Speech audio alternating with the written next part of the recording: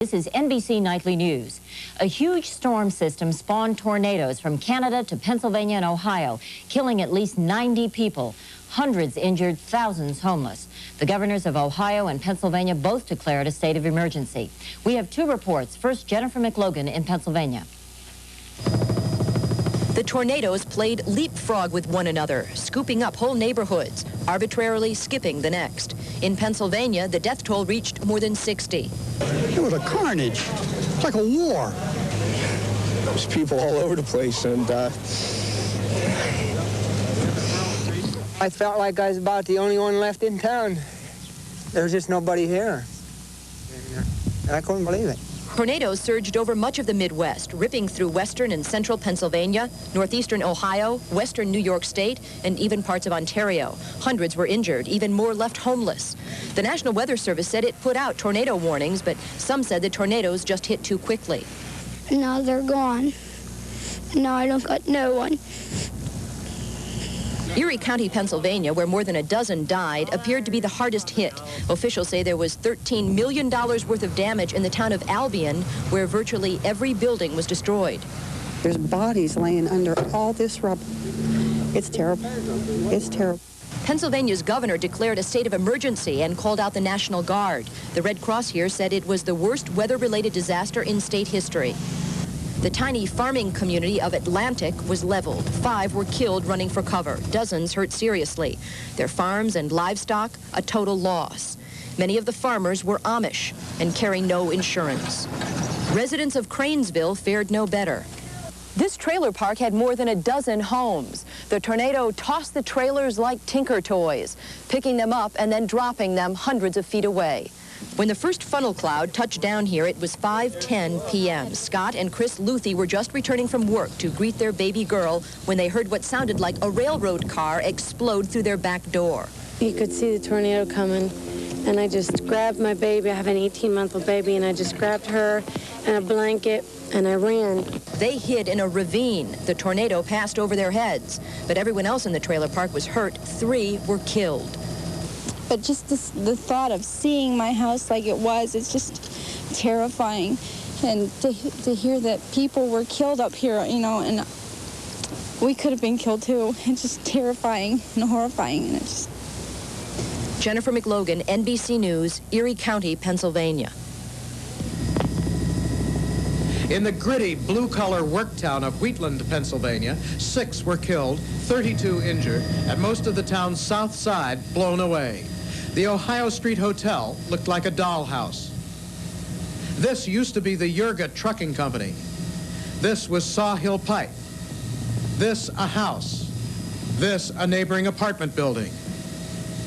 The tallest building in town, the 130-year-old Victorian Shenango Hotel, is no longer 3 stories tall, no longer a hotel. 2 died here. Its owners stared at the wreckage. Only the bar stools seemed undamaged. Relatives embraced those who survived. The Powell home.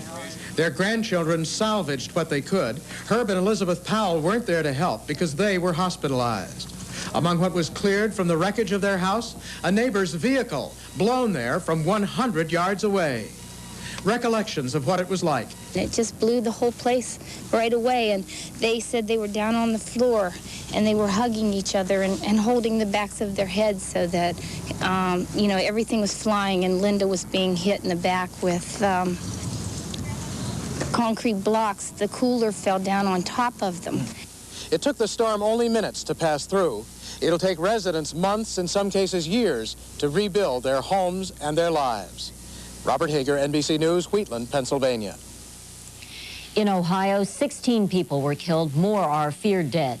In one town alone, 9 people died. Property damage is estimated at more than $4 million. Ann Rubenstein has the story from Niles, Ohio.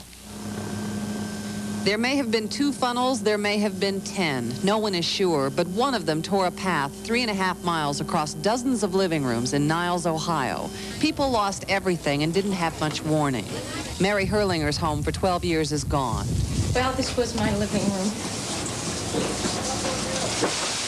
My cigarettes. Down the street, the Jamesons were not hurt, but all they have left of a 3-bedroom home is a hole in the ground. Everything got dark. We went down the basement steps. The next thing we knew, the lights were on, but the lights were on because the house was off of us. We heard it all just rip right off the thing slowly, and we just looked up and everything was gone. Several bodies were found last night, and the search for others is continuing. 4 people were killed in this area, which just a day ago was a small shopping center and a skating rink. Had the tornado hit just 40 minutes later, it would have been even more disastrous. The skating rink would have been open and crowded. It was free pass night, and they were expecting at least 300 young people here. The National Guard has been patrolling and came in after Ohio Governor Richard Celeste toured the area and declared 3 counties disaster areas.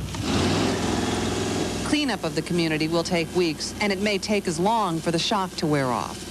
The devastation was hard to believe. I figured, the windows in the back of the house had blown out, but never expected this. What did you think when you saw it? Oh, God. I was just thankful. We were all hiding under the pool table, and I was just glad we were alive. You'll never forget it, I know. It just roared like crazy, and then all dirt and everything falling on my head and back, and I looked up and the whole upstairs was gone. Everything. Oh, Nene! Officials here say it was the worst storm ever to pass through. Ann Rubenstein, NBC News, Niles, Ohio.